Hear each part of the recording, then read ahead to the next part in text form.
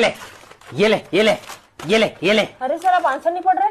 इतने बड़े बड़े आंसर लिखे हैं, सही लिखा होगा। दिखाइए जरा। हर क्वेश्चन में एक ही आंसर चिपकाया है। What is the process of reproduction? Reproduction is Gulbatti कमरे की हो जाए। ये देखिए 500 रुपए का नोट दबा के दिया आंसर। भ्रष्टाचारी लोग। लाइक ये देखिए फोन नंबर लिख के दिया है, पास कर दो पैसा मिलेगा। भ्रष्टाचारी। एक फोन करके आता हूँ जरा। मेरी माँ बीमार है, मेरा बाप लंगड़ा है, मेरी बहन की शादी नहीं हो रही, प्लीज मेरे को पास कर दे। हट, इंडियन आइडल चालू है, मैं इन्हें नेहा कक्कड़ दिख रही हूँ।